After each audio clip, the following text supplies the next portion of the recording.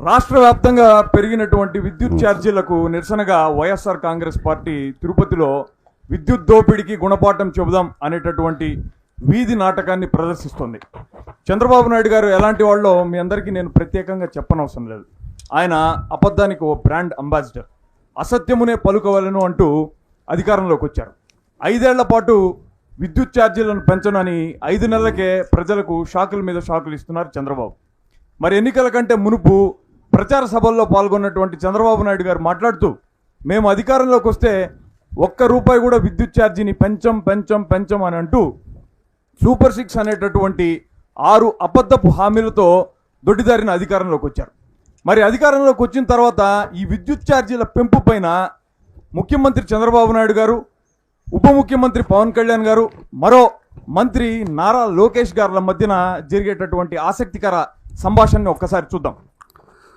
చూశారు కదా, అది అప్పుడు. మరి ఇప్పుడు జనం నెత్తిన కరెంట్ ఛార్జీలు పెంచి ఆ విధంగా ముందుకు పోదాం. కానీ బాబోరు, మనం పవర్ లోకి వచ్చిన తర్వాత పవర్ బిల్లులు పెంచము అని చెప్పినట్టు గుర్తు. చూడు పవన్ కళ్యాణ్, నీకు అధికారం కొత్త, నువ్వు ఇంకా అలవాటు పడాలి. గెలవక ముందు ఈ జనంపై మమకారం చూపించాలి.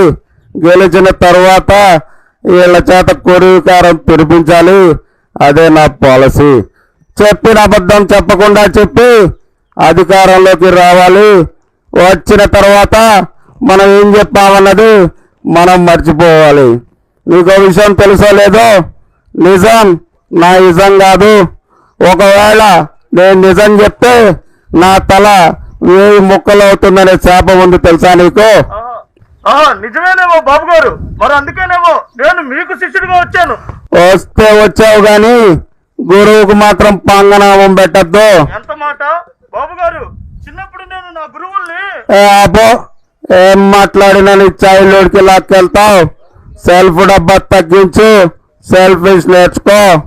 అది సరే కానీ బాబు గారు, కరెంటు ఛార్జీలు పెంచితే ఈ జనమంతా ఊరికే ఉంటారా? ఊరుకోక ఏం చేస్తారు? 3 సార్లు ముఖ్యమంత్రి చేసి ఈ రాష్ట్రాన్ని అప్పుల పాలు చేసిన, సంపద సృష్టిస్తానని చెప్తే నమ్మి వీళ్ళంతా ఓట్లేశారు. వీళ్ళకి మించిన అమాయకులు ఎవరైనా ఉంటారా? 100 అబద్ధాలు ఆడి పెళ్లి చేస్తారో లేదో నాకు తెలియదు, కానీ 1000 అబద్ధాలు ఆడైనా సరే అధికారంలోకి రావాలనే నేను నమ్ముతాను. తమరు నిజ స్వరూపాన్ని చెప్పారు బాబు గారు. చూశారుగా చంద్రబాబు అంటే ఏంటో. అన్నమాట మీద అస్సలు నిలబడరు. కుర్చీ ఎక్కినాక మడత పెట్టి మరీ జనాన్ని తంతారు. పాపం ఈ విద్యుత్ ఛార్జీల పెంపు కారణంగా సామాన్య ప్రజలు ఎలాంటి ఇబ్బందులు పడుతున్నారో ఒక్కసారి చూద్దాం. ఇక్కడ మనతో పాటుగా ఒక సాధారణ గృహిణి ఉన్నారు. నెల మొత్తానికి తనకు వచ్చే చాలీచాలని సంపాదనతో తను, తన కుటుంబం ఈ విద్యుత్ ఛార్జీల పోటు కారణంగా ఎలాంటి ఇబ్బందులకు కష్టాలకు లోనవుతుందో ఆవిడ మాటల్లోనే. తల్లికి వందనం అంటే వంచన అని తెలుసుకున్నాం. ప్రతి బిడ్డకి 15,000 అంటే అరచేతిలో స్వర్గం అని అర్థమైంది. జగనన్న ఉంటే జూన్లోనే డబ్బులు పడేవి. పథకాలు ఇస్తానని చెవిలో పూలు పెట్టాడు చంద్రన్న. కరెంటు ఛార్జీలు పెంచి వైర్లల్లో షాకులు ఇస్తున్నాడు. అప్పులు చేసి మరీ కరెంటు బిల్లులు కడుతున్నాం. చెప్తున్నా వినండి, చంద్రన్న వచ్చాడు అంటే జనాలకి షాక్ ట్రీట్మెంట్ తప్పదు. సంపద సృష్టిస్తాను, ఆర్థిక వృద్ధిని చేసి చూపెడతాను అని ప్రగల్భాలు పలికేటటువంటి చంద్రబాబు నాయుడు గారి హయాంలో ఒక సగటు వ్యాపారస్తుడు ఈ విద్యుత్ ఛార్జీల పెంపు కారణంగా ఎలాంటి వ్యతలకు లోనవుతున్నాడో, అతని కష్టాలు కన్నీళ్లు ఎలా ఉన్నాయో అతని అంతరంగంలోకి ఒక్కసారి తొంగి చూద్దాం. ఈ బాబన్ను అంటే 15 రోజులు కల్లిపిల్లు 15,000 వస్తుంది తప్ప దేవుడికే నామాలు పెట్టి ఈ నారావారి పాలన జనం నమ్మకానికి అవహేళన. నేను నిరంతరం కష్టపడి సంపాదించిన సంపాదన అంతా ఈ కరెంటు బిల్లు కట్టేస్తే నా కుటుంబాన్ని ఏ విధంగా పోషించాలి? నాలాంటి సగటు మనిషి యొక్క బాధలు, ఆవేదనలు, ఆక్రందనలు ఈ ప్రభుత్వానికి పట్టదా? ఈ ప్రభుత్వానికి దండోరా బాబు.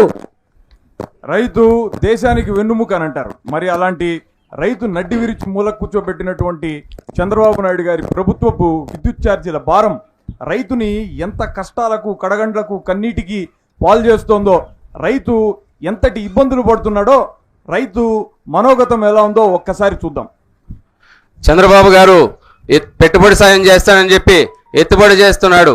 అదేవిధంగా స్మార్ట్ మీటర్ల పేరుతో మమ్మల్ని చావుబాడుతున్నాడు. అధికారం దక్కిందంటే మనకు పవర్ బిల్ పెరిగిందని అర్థం. ఈ విధంగా కరెంట్ ఛార్జీలు పెంచడం వల్ల గిట్టుబాటు ధర లేకపోవడం వల్ల నేను ఈ వ్యవసాయం చేయలేకపోతున్నాను. ఈ సమస్యకు నాకు చావే పరిష్కారం. కూటమి అంటేనే కాలకూట విషం, మోసం, ద్రోహం. ఇదంతా మార్చాలి. దీనికి మనమేం చేయాలి?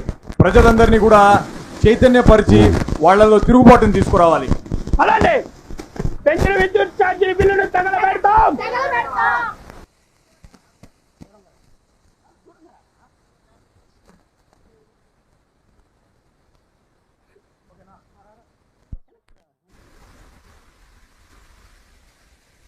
రెండు 2029 నాటి కూటమి ప్రభుత్వానికి బుద్ధి చెప్తాం. మరి 2029 ఎన్నికల ఫలితాలు ఏ విధంగా ఉన్నాయో ఒక్కసారి చూద్దాం.